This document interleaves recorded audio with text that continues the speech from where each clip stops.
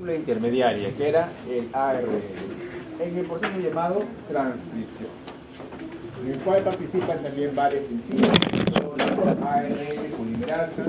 Hablamos sobre la ARN polimerasa bacteriana, sobre la ARN polimerasa que aparece en las células eucariotas. Vimos que hay diferencias entre estos procesos, entre la transcripción en procariotas y eucariotas. Recuerden que siempre el modelo de estudio de estos procesos son las células procariotas. Ahí todo es más sencillo, todo es más, digamos, más light. Cuando se extrapola ese conocimiento a las células eucariotas, es ahí cuando nos encontramos con diferencias y aumenta también el nivel de complejidad en el proceso. Este de aquí no va a ser la excepción. Aquí también vamos a ver que el nivel de complejidad en la traducción que ocurre en las procariotas es menor al que vamos a ver en las eucariotas. Así que vamos a ver cómo ahora la información contenida en esta molécula de ARN, que a su vez contiene la información del ADN, va a utilizarse para producir una molécula en particular. Son las proteínas. ¿Vale? Un poco recordando la primera clase de este curso, biomoléculas. ¿Cuáles eran los monómeros de las proteínas? Los monómeros de las proteínas, las unidades básicas de las proteínas, los aminoácidos. ¿Cuántos aminoácidos conforman las proteínas de los seres vivos? Un aproximado. 20 tipos. 10, 20 tipos. 20, 30, 40, una más.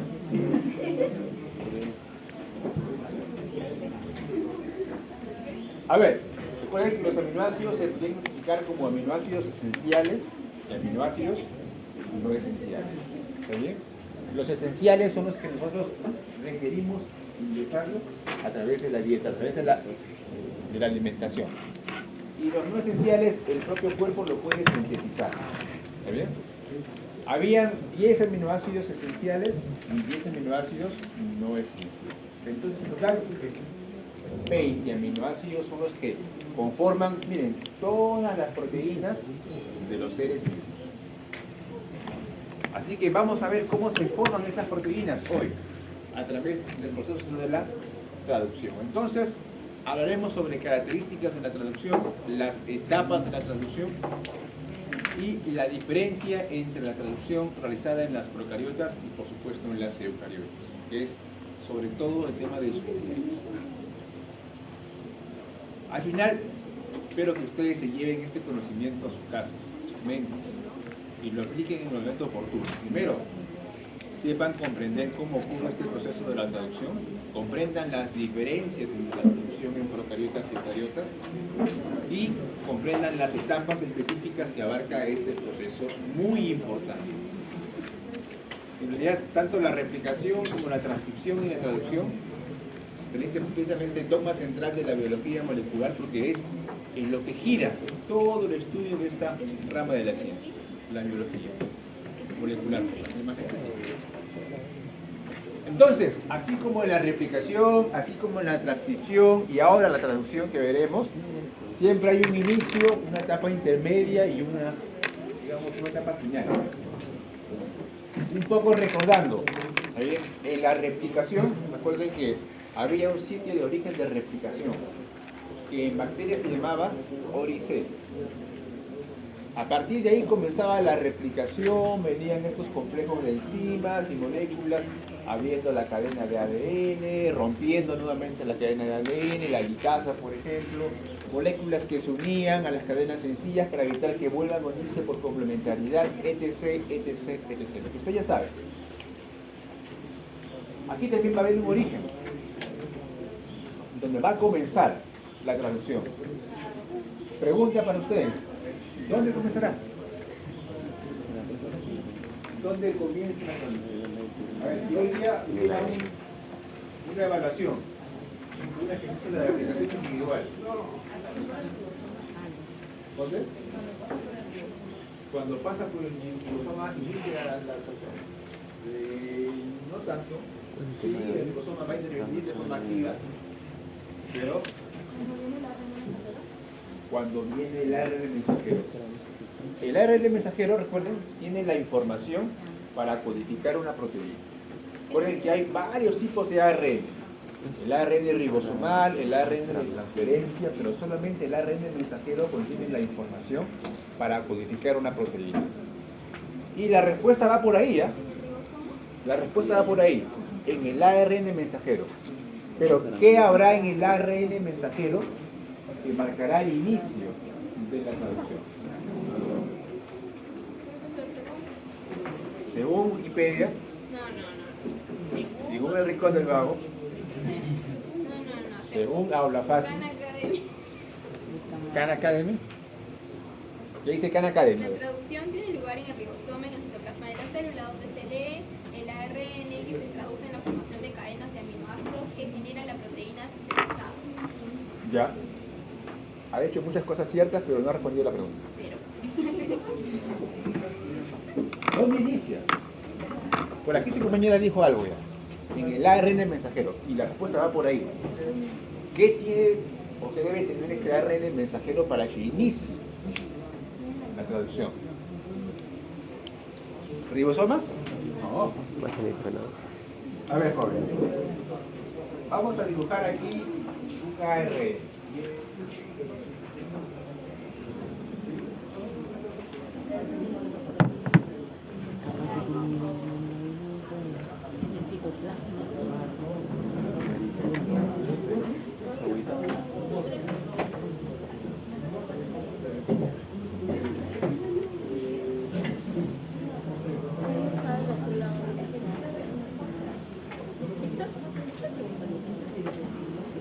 La traducción del ADN.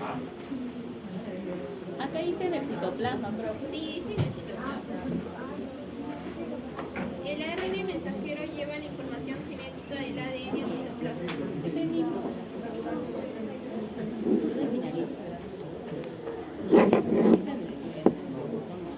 Tiene 3 etapas. Iniciación, elevación y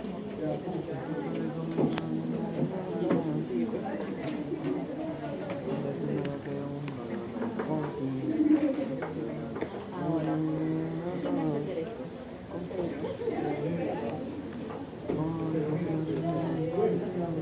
A ver, joven, atrás. Atrás. ¿Tienen algo con que empezar? Invito que pueden hacerlo afuera. De lo contrario, por favor, guarden silencio. ¿Vale bien? Estoy acá con compañeros que sobre todo me traen a mí. Y yo soy el que tiene que explicarles el tema. Con la finalidad que ustedes entiendan. Si yo me distraigo, les voy a decir tonterías, al final van a aprender eso. Y no quiero, por supuesto, que ustedes aprendan eso. Yo quiero que aprendan muy bien los temas. Estoy aquí para eso. No solamente porque me pagan, por supuesto que me pagan por eso, pero también porque quiero que aprendan. Porque probablemente ustedes me van a atender a mí. O a algún familiar mío. O a algún familiar mío. O algún hijo. O alguna madre. O algún hermano. Bueno, gracias por honestidad. Por su propio bien, me dice, por su propio bien, profesor. Cuando dé mi nombre ahí, cámbiese de este medio. Por el contrario, si yo veo tu nombre ahí, allí te voy a elegir. No va a salir con ¿Por qué? ¿Por qué? Porque yo te he enseñado. Entonces, yo sé el esfuerzo que te he dedicado en enseñarte. Entonces, lo voy a elegir a él. Soy masoquista. Soy masoquista. Déjale por tu bien. Déjale por tu bien. Bien, jóvenes, por favor, y ahora sí, presten atención. Hay aquí una molécula de ARN mensajero. ¿Procariota o eucariota? ¿Procariota? Pro, ¿no? Claro que no. ¿Por qué no es un ARN mensajero procariota?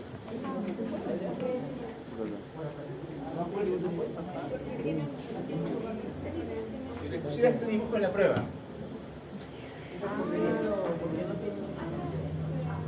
¿Tiene un lugar de iniciación? ¿Cómo reconocer? Cerrando, ¿ah? ¿Y lineal? Tiene una Se sigla. están confundiendo con el No, ADN. no, El ADN procariota es circular, ADN. El ADN eucariota es lineal.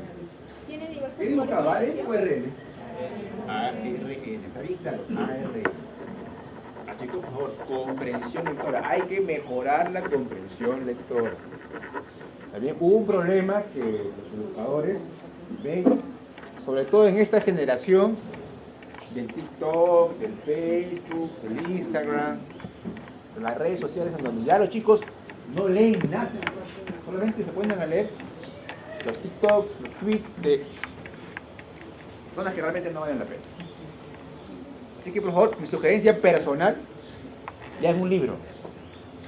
Ya, que no sea el CAR, que no sea de la universidad, algo que tenga que ver con el curso, no sé, pero lean algo, no importa Condorito, pero lean algo.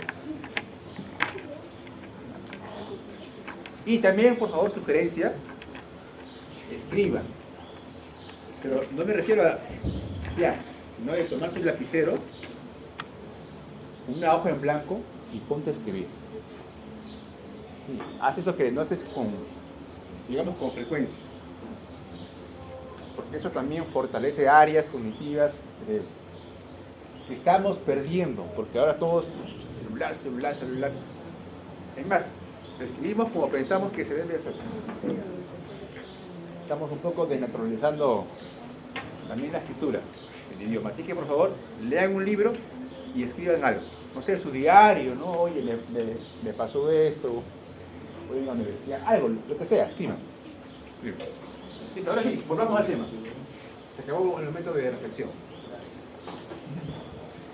Entonces, ¿es un ARN pro o eucariota? ¿Por qué es eucariota? Porque se me ocurrió, profesor. ¿Por qué no? Porque se me ocurrió. Jóvenes, la semana pasada, no ha pasado una semana y ya te has olvidado. ¿Qué dijimos? Que en la transcripción de las procariotas hay o no hay modificaciones post-transcripcionales. No hay. La transcripción y la traducción, que vamos a ver el día de hoy, ocurren de forma simultánea, acoplada. Ni bien se forma un cachito de ARN, ya los ribosomas, las procariotas, comienzan a traducir. No requieren modificaciones, porque todo ocurre en el citosol, no hay núcleo. En cambio, en las eucariotas, como la transcripción ocurre dentro del núcleo, y luego ese ARN tiene que viajar fuera del núcleo hasta el citosol y allí encontrarse con los ribosomas, puede que en ese viaje haya algunas moléculas que la degraden. Y para evitar su degradación, las modificaciones que sufre van a evitar que pase eso. Entonces, extremo 5', recuerden, una caperuza o casquete. Extremo 3',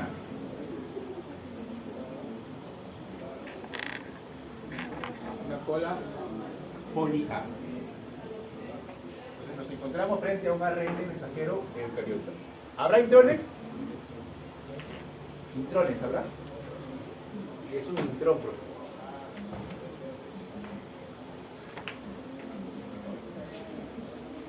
Recuerden que los intrones son regiones que no codifican, no contienen información para codificar una proteína.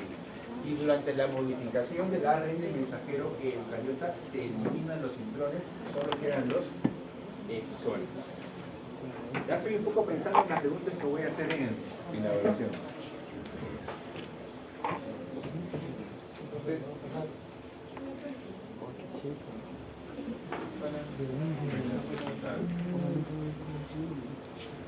¿de todo esto que iba? No me olvidé.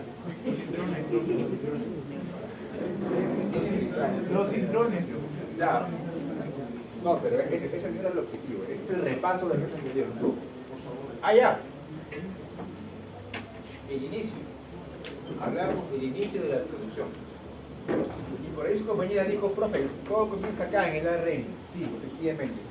El ARN tiene una secuencia de nucleótidos que se encuentra ¿dónde? ¿O se encontraba dónde? En el ADN.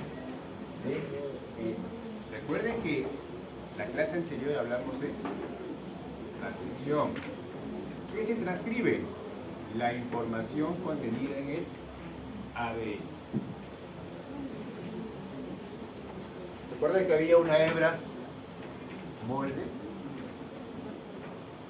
y una hebra no molde.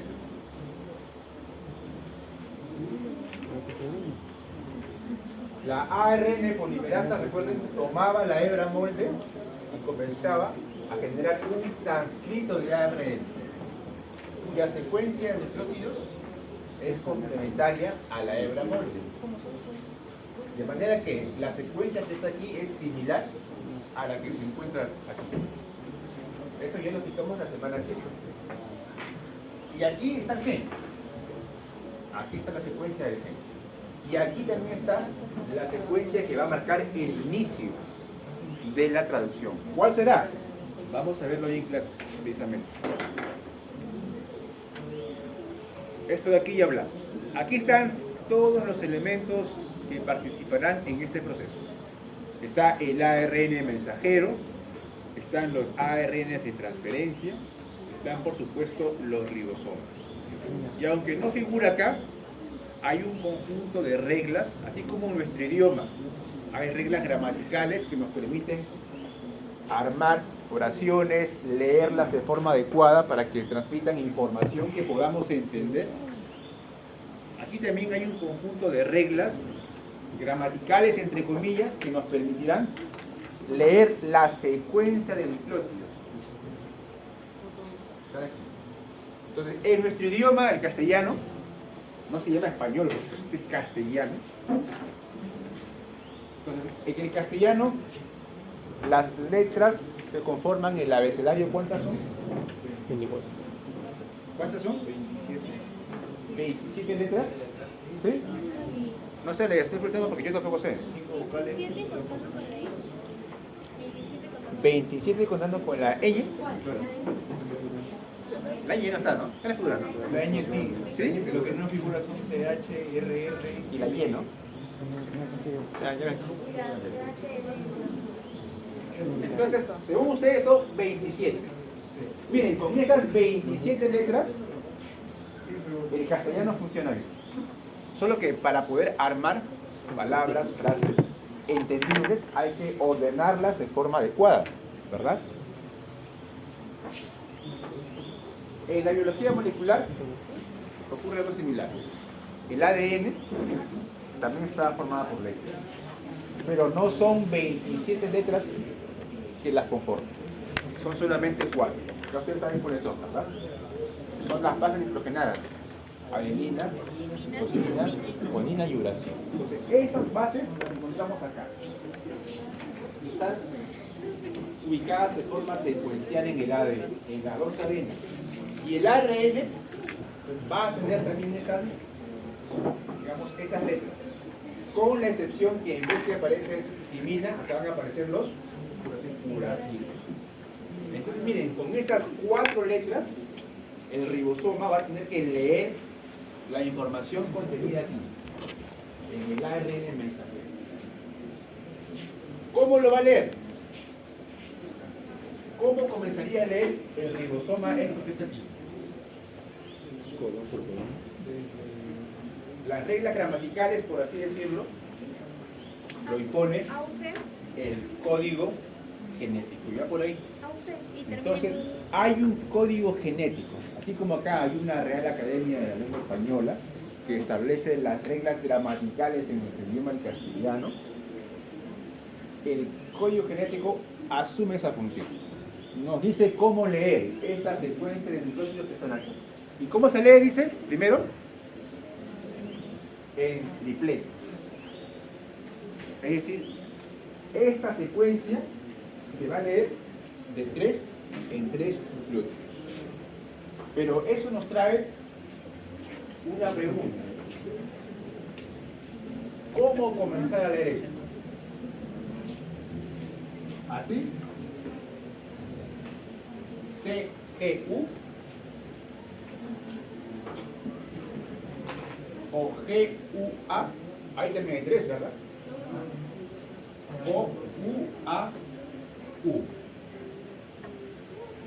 En los tres casos estamos comenzando a leer de tres en tres.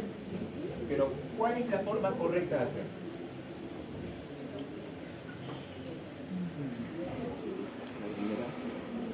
¿Cómo comenzar a leer esto? De tres en tres nuestros. Quien te va a marcar la forma correcta de comenzar a leer esto es el llamado codón de inicio. Y el codón de inicio es el famoso A. ¿Qué es un codón? Una secuencia de tres glóticos, un triplete. Buscamos auge. Aquí está.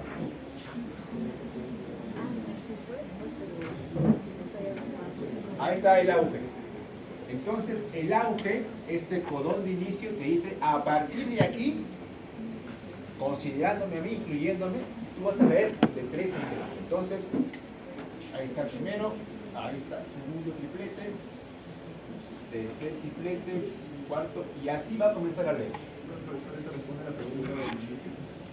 Entonces, de las tres opciones que había, un momento, de las tres opciones que había posibles para leer esto, el codón de inicio nos dice que la 3 y la 2 no son las adecuadas, solamente la opción número 1. Entonces, y esto responde precisamente la pregunta inicial. Es el codón de inicio.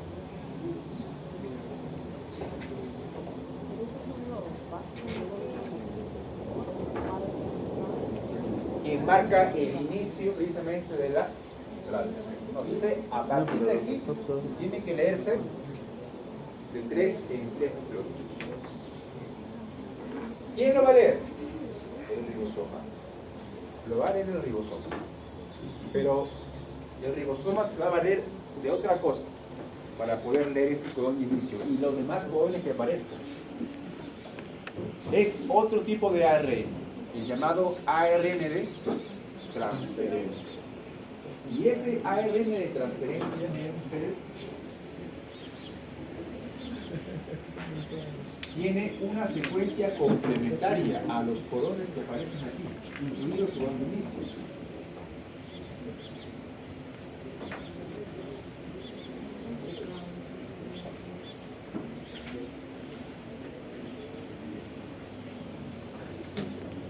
Aquí el ARN de transferencia, recuerden que también es un tipo de ARN.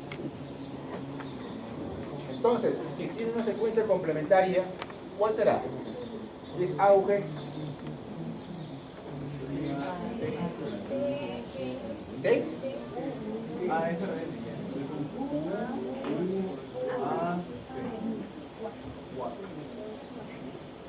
¿Quién llamarlo así? Entonces, miren, este ARN de transferencia tiene una secuencia complementaria. Entonces, lo va a reconocer. Lo va a reconocer. Entonces, quien realmente va a leer la secuencia de codones que están aquí es el ARN de transferencia. Pero este ARN de transferencia, ¿qué va a aportar? O sea, ¿solamente lo va a leer y nada más? No. Entre sus demás funciones es, además de reconocer de forma complementaria a los codones, es transportar sustancias. Y una sustancia que se va a transportar es, por supuesto,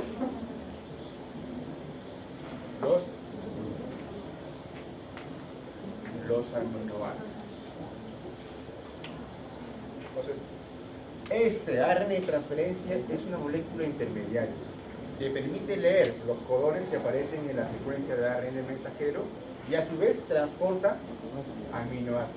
Entonces, cualquier aminoácido, no cualquiera,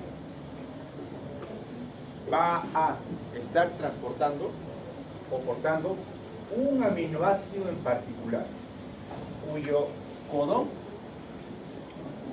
que se encuentra en el ARN mensajero te permita codificar. Ya veremos eso en un momento cuando hablemos un poco más sobre el código genético. Entonces, esta región del ARN mensajero, perdón, del ARN de transferencia se llama anticodón. Aquí está el codón, acá está el anticodón. Entonces, ya sabemos que el código genético, el ARN mensajero, se lee en codones, en tripletes. Y que el anticodón reconoce, el anticodón de la ARN de transferencia reconoce por complementariedad a ese codón. Listo. Y a su vez,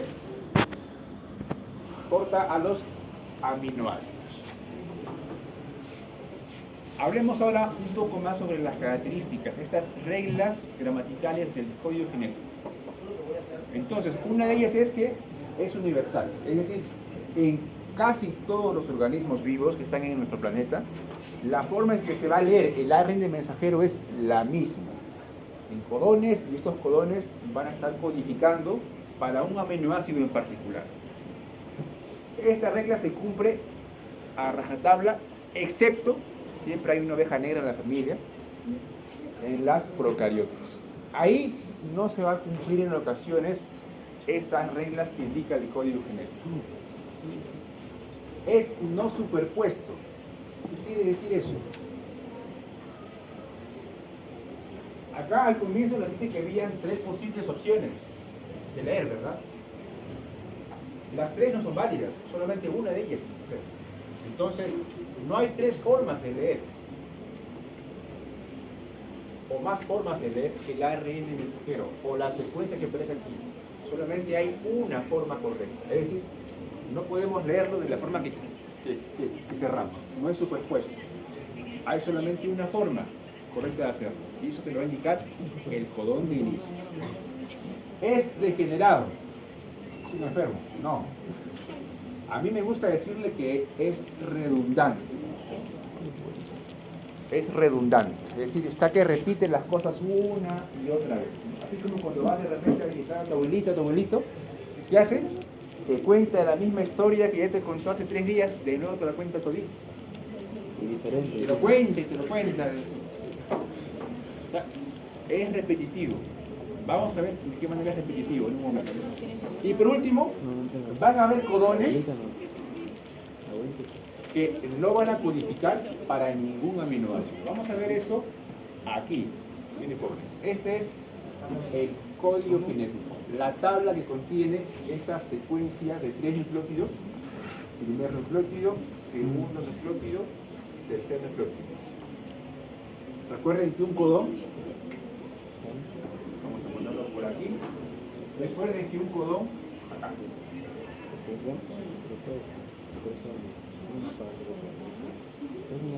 un codón está formado por 3 nucleótidos, ¿verdad? 1, 2 y 3. Les pregunto, en el primer codón o en la primera ubicación, ¿cuántas posibilidades hay? Es decir, ¿cuántos posibles nucleótidos pueden aparecer ahí? 4 posibles. Puede ser un uracilo, citosina, adenina, guanina, ¿verdad? Hay 4 posibilidades que se meten.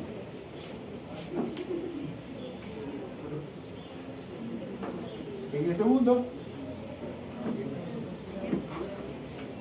3.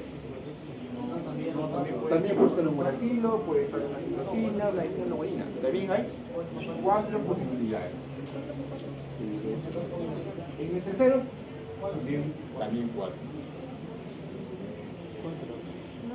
Como usted es un excelente matemático, además de médico. Entonces, ¿cuántas posibles combinaciones de codones podemos encontrar? 4 por 4 por 4 es igual a 64 codones. Entonces van a haber 64 codones. Y recuerden que un codón porta un aminoácido. A ver, déjenlo a Silvestre, por favor. No lo distraigan en la vida. ¿Es bonito? No, Universidad. De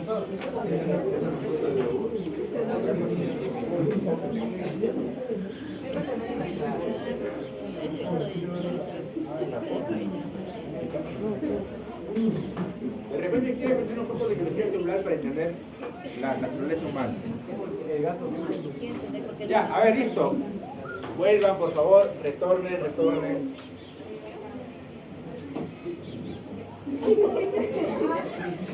En el maldito, bien, en el maldito. Bueno, déjenlo ahí. Si su compañera desea, lo va a dejar ahí. Ya, listo. Por favor, vuelvan acá. Vuelvan, retornen. Ya. Ya, seguro que lo van a subir a sus redes ya. Listo, entonces ya, empezaba una idea. Hay el código genético. Entonces hay 64 codones. ¿Quiere decir eso que hay 64 aminoácidos? No, porque está... ¿Cuántos decía que había? 4, 20. Formando todas las proteínas en los seres vivos. 20. Entonces hay un problema. Si cada codón porta un aminoácido y hay 64 codones, ¿por qué es que solamente hay 20 aminoácidos? Por la redundancia. Eso quiere decir de que habrán más codones diferentes, combinaciones que significarán para un solo aminoácido. Y esto es lo que precisamente se ve aquí. Bien. Leucina, codificado por el codón, uracilo y adenina. Pero también hay otra combinación que también codifica para leucina. Y otra más. Hay 6 codones diferentes cada uno de estos que codifican para un mismo aminoácido, leucina. Es decir, el código genético es repetitivo, es redundante, o si quieren llamarlo así, degenerado. No solamente leucina, miren arginina, también 6 combinaciones diferentes que codifican para el mismo aminoácido. Pero así como hay codones más de uno que codifican para un aminoácido, también hay codones que codifican solamente para uno y nada más. Por ejemplo, A, U, G. El codón de inicio, AUG, codifica solamente para la metionina y nada más. Si usted me encuentra por aquí otra metionina, le subo un punto en el promedio. ¿Los codones de? Codones de tensión que están ahí en la tabla. Codones de tensión. No, o sea, son los codones que aparecen aquí. Recuerden que aquí un codón está formado por 3 cicloteros. Entonces, cada codón codifica un aminoácido en particular. ¿Ya?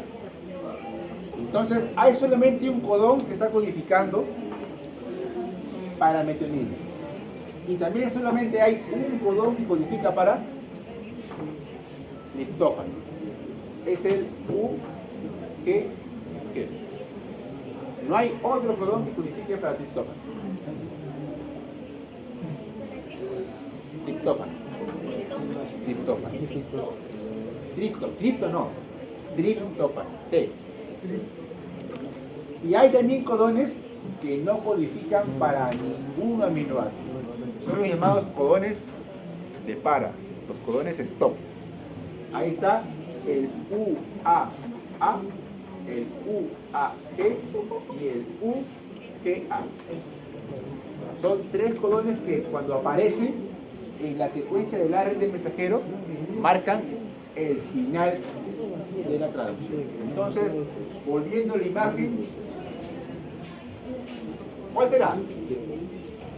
El que estará marcando el final. ¿Será él?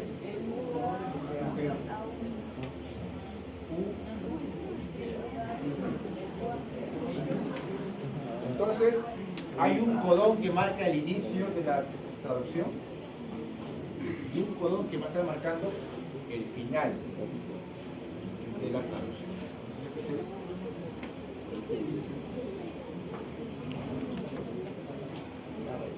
El codón stop.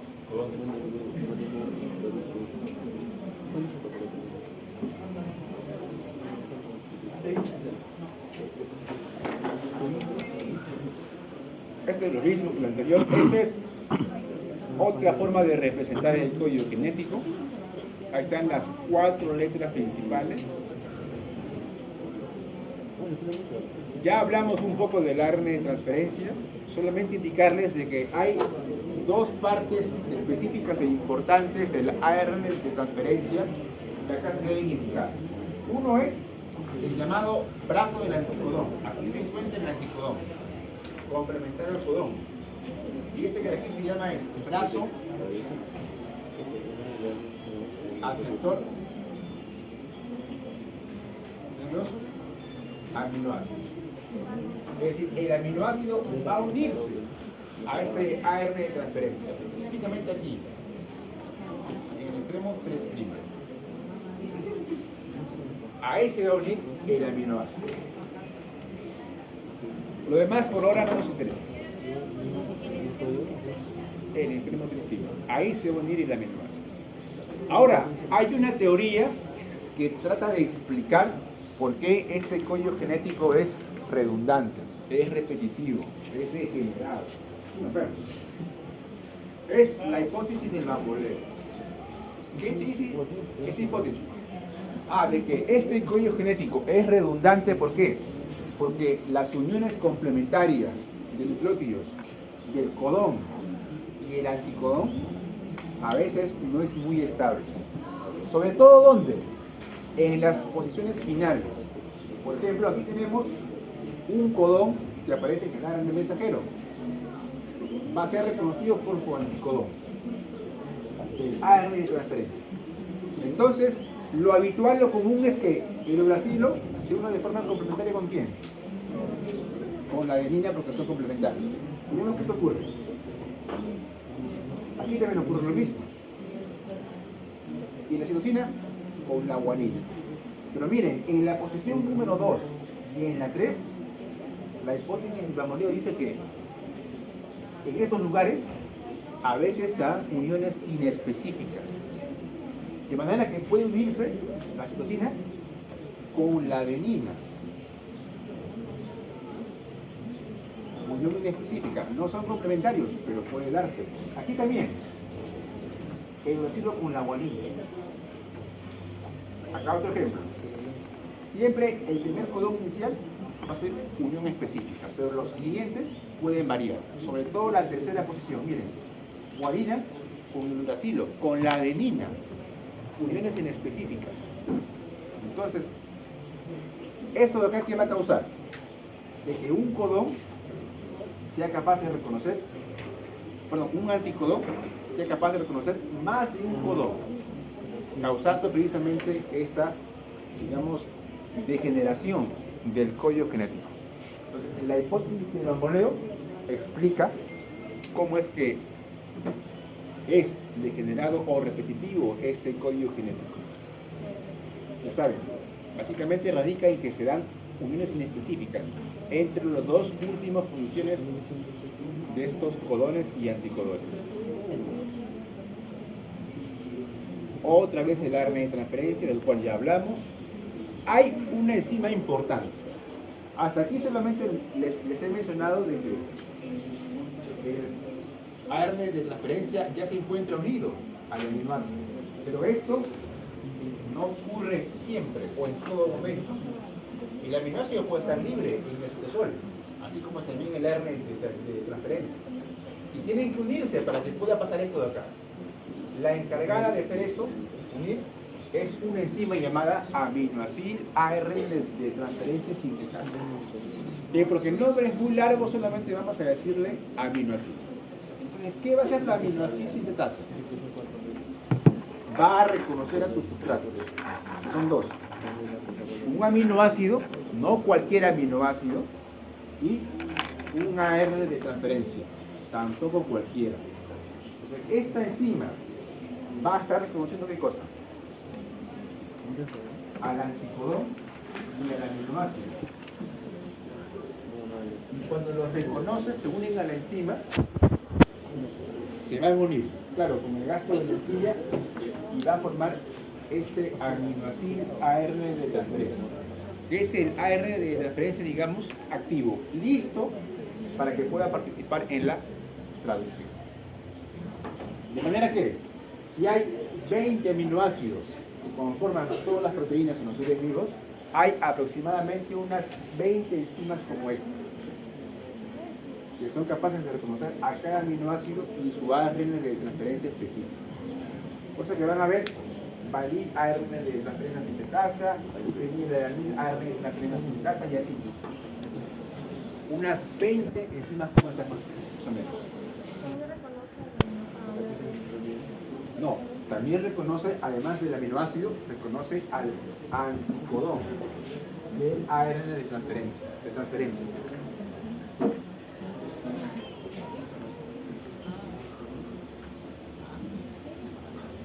Y el último elemento que participa en la traducción, los ribosomas. Ya sabéis que en las células procariotas, los ribosomas se llaman ribosoma 70S. Y en las eucariotas, ribosoma 80S.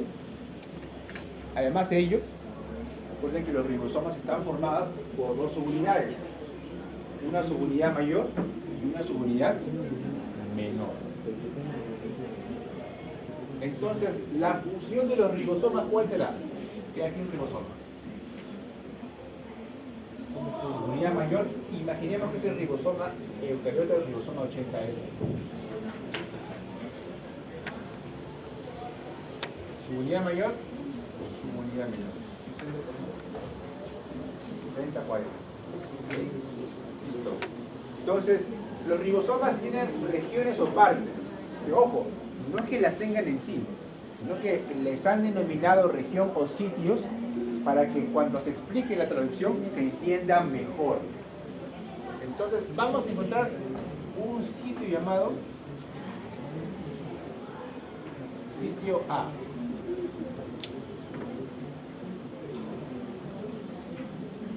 También vamos a encontrar un sitio B y un sitio EPA. Quieren llamarlo así, en los ribosomas. ¿Qué ocurre en cada uno de estos sitios? En el sitio A va a ser el lugar donde van a ingresar qué cosas, los ARN de transferencia.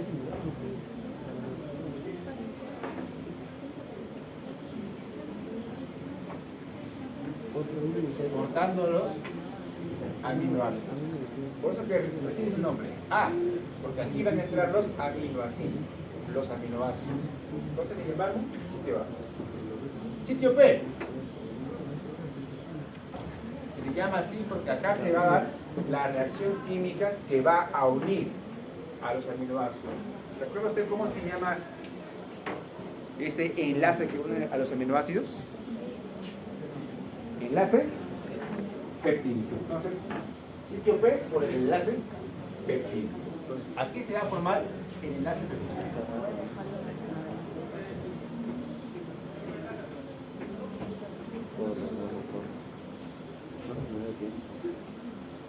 Copy y L.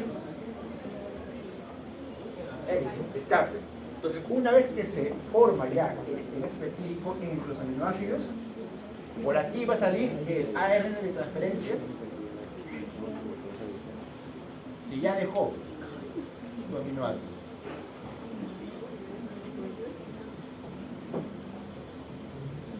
Por ahí se va a escapar. Todas estas regiones, por supuesto, participan en la traducción. Y tal vez las más importantes son las regiones E y sobre todo la P. Ahora sí, ya hablamos de cada uno de los elementos. Solamente toca hablar ahora del proceso en sí, cómo ocurre. Y hay tres etapas: iniciación, elongación y terminación. Hablemos de la primera, la iniciación. Recuerden que en la iniciación depende mucho de que el ribosoma, sobre todo la subunidad pequeña, reconozca qué cosa. Reconozca al codón de inicio, pues, al que marca el inicio de la traducción. Entonces, aquí está. Por aquí tiene que entrar más o menos el ARN.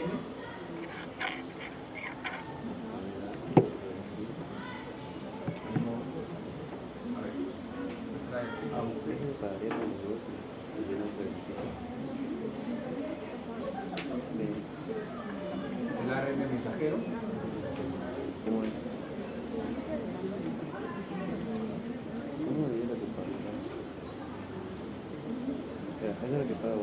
No, permítame, eso es lo que pago. Poco que por decir. Entonces, para que todo inicie es necesario que la subunidad pequeña reconozca el codón de inicio, el auge. Pero además de eso hay otras cosas que tenemos que considerar. Miren, aquí está la subunidad pequeña. Hay también factores que van a intervenir en la traducción. El factor llamado IF3, ¿qué va a hacer? Se va a unir a la subunidad pequeña para evitar que de forma prematura se una la subunidad mayor antes que reconozca al codón de inicio. El factor IF1, ¿qué va a hacer? Se va a ubicar aquí, en el sitio A, para que también no ingrese de forma prematura el siguiente ARN de transferencia, hasta que todo quede listo. ¿Cuándo queda todo listo? Cuando la subunidad pequeña reconoció ya al codón de inicio y el factor IF2 llega con su ARN de transferencia, portando al primer aminoácido. ¿Cuál es? ¿Se acuerdan cuál es? El primer aminoácido es codificado por el auge, una metionina, que en el caso particular de las procariotas es una metionina que está formilada, es decir, tiene añadido un grupo formil, por eso que se le llama formilmetionina. Entonces, en todos los seres vivos, el primer aminoácido que vamos a encontrar iniciando su proteína será siempre una metionina. Y, abriendo paréntesis, en el caso de las bacterias será una formilmetionina. Listo, entonces se une el factor IF2 portando al ARN de transferencia y además portando un GTP. El GTP se hidroliza y causa la liberación de todos los demás factores. Y ahora sí, como se ve, el factor IF3 va a unirse en la subunidad mayor y todo quedará listo para comenzar la traducción, es decir, la incorporación de los demás aminoácidos. ¿Dónde dijimos? En el sitio A. En el sitio A es donde van a incorporarse los demás aminoácidos. Entonces miren, ya está la metionina en el sitio P.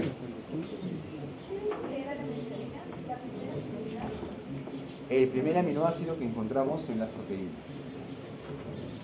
Entonces, en el sitio P ya se encuentra el ARN de transferencia, cuyo anticodón reconoce al codón de inicio y que además porta a la metionina, a la formilmetionina.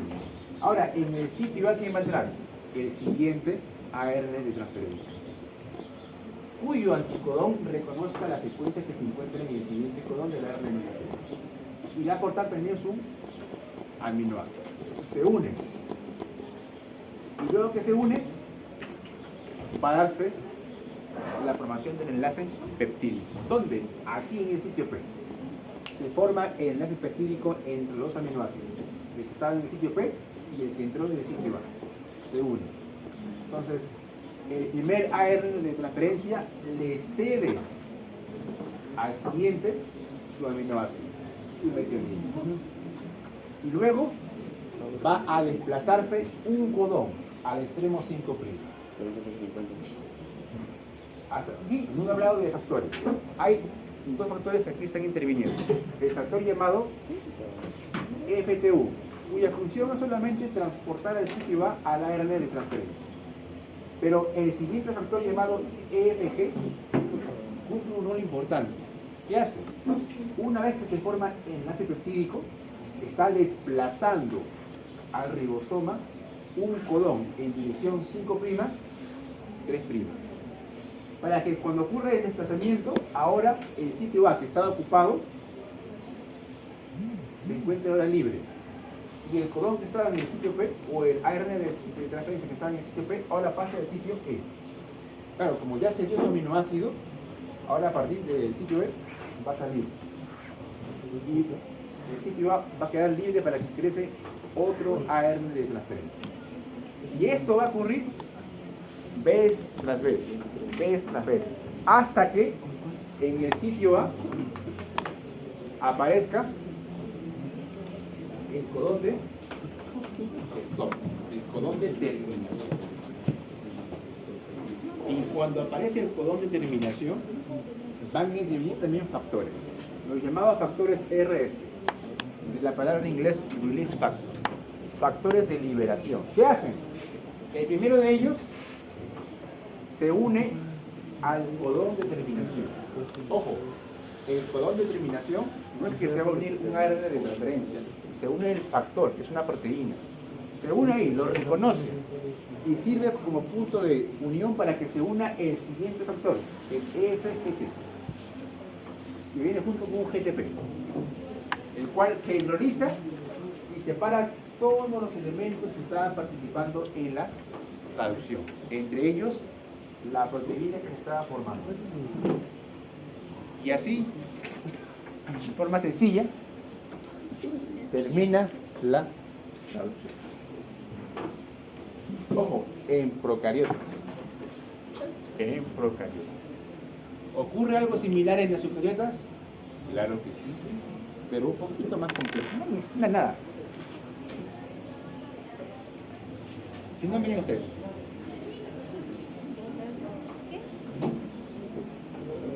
La traducción en eucariotas es algo más complejo. Algo más. Aquí hay más factores que están participando durante el inicio. Hay al menos 6 factores que intervienen. El IF número 1, el EIF número 1, IF número 2 hasta el número 6. Y cada uno cumple una función específica. El EIF número 6, por ejemplo, se une a la subunidad mayor. ¿Y qué hace? Evita de que se una con la subunidad menor. El factor EIF3 hace lo mismo.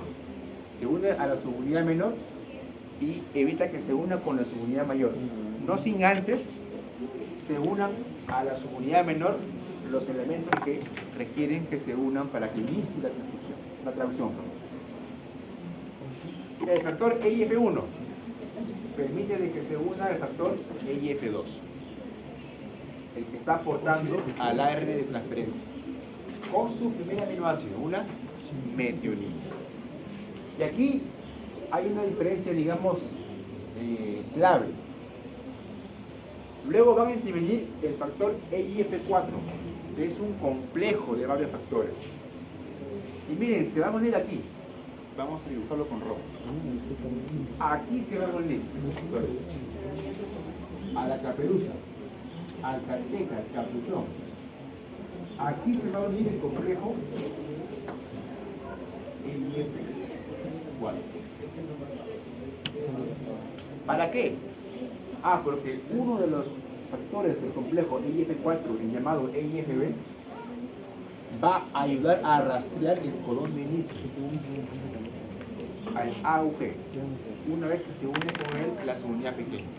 Entonces, ayuda a ubicar al codón de inicio en la subunidad pequeña.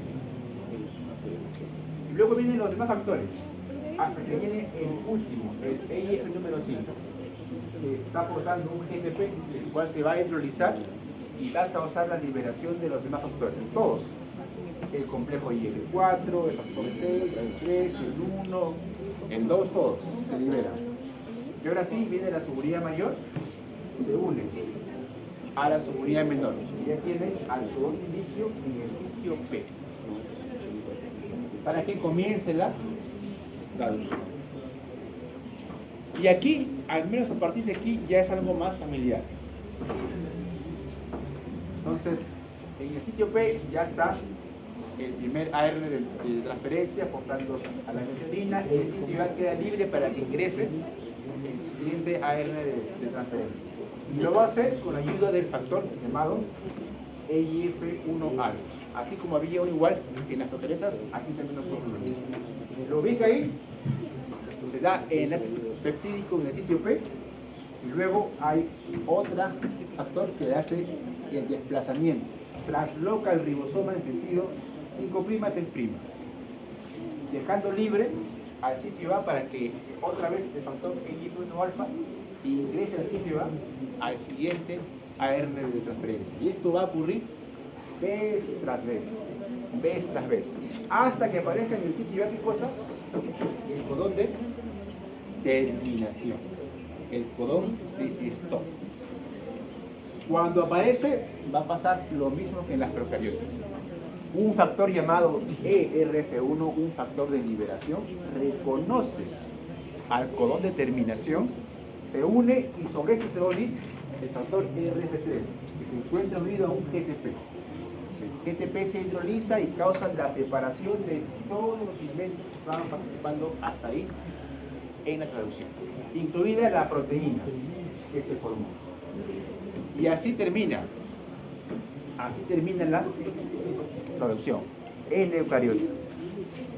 Nota relevante: las modificaciones como la caperuza y la cola polía no solamente protegen al ARN mensajero de su posible degradación, también facilitan de que sea más rápida la traducción en las eucariotas. ¿De qué manera? Causan la recirculación del ARN.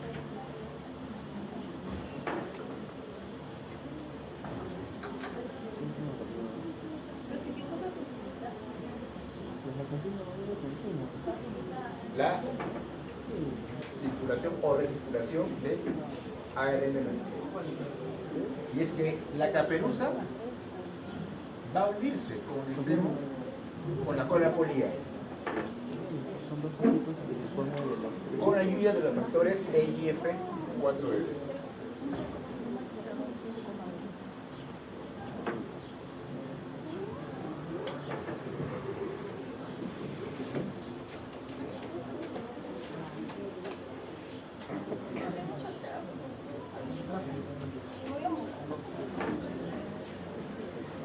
Sigamos. Entonces, como el ARN mensajero en eucariotas se encuentra así, esto de acá va a causar de que cuando termine la traducción, es decir, cuando los ribosomas avancen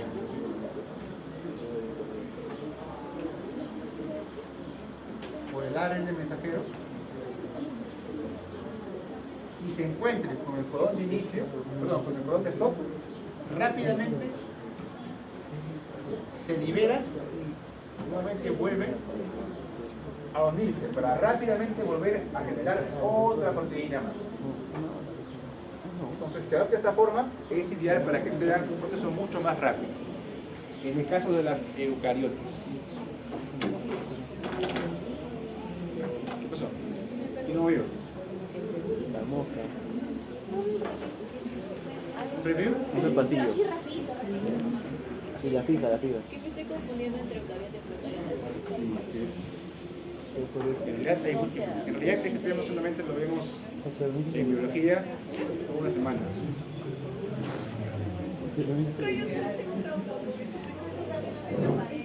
Y bueno,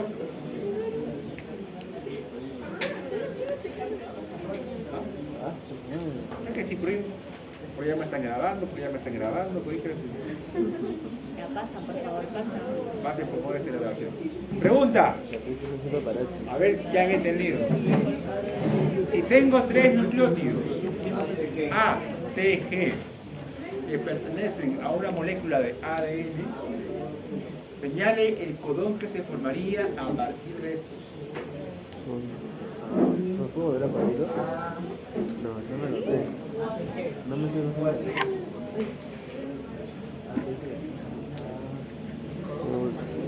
Se refiere al nombre.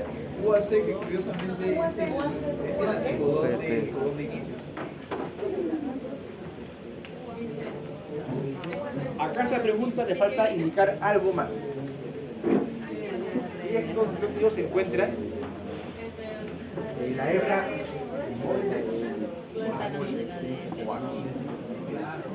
eso va a cambiar. Si se encuentra aquí, ¿lo ves? ATG. Entonces, si se encuentra ahí, ¿cuál será el codón? Y aparecerá aquí, en el ARN mensajero. UST.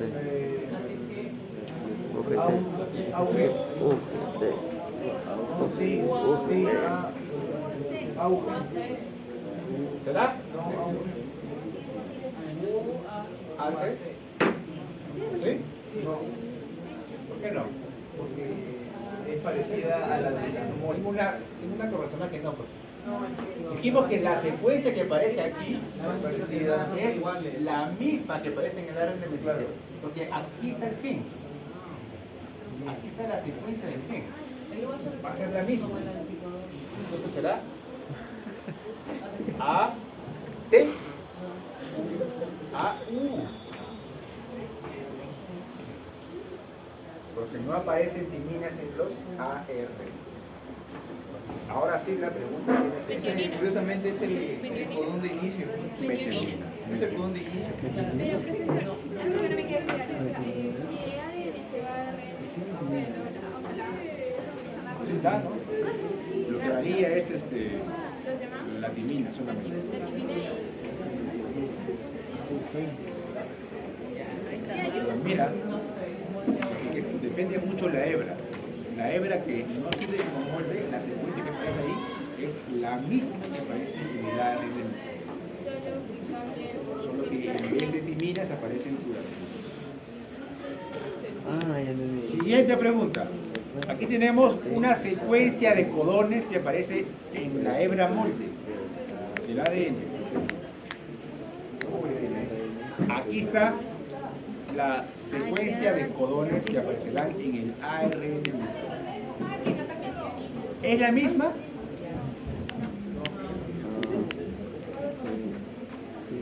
Porque el ARN mensajero y el ADN son complementarios. Aquí ya te habla de que es la hebra Complementaria. molde. La hebra molde con la secuencia del ARN son complementarias. ¿Sí? Aquí ya te habla de la hebra molde, o sea, esta que se utiliza para generar el transcrito de ARN. ¿Está bien? Y aquí tenemos, por ejemplo, aquí es timina,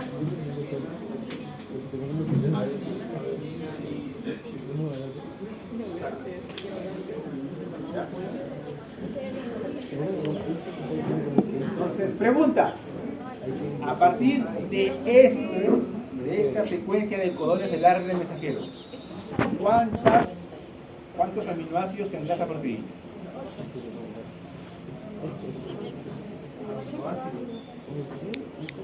¿Cuántos aminoácidos formará este ARN mensajero? Porque la UGA es stop.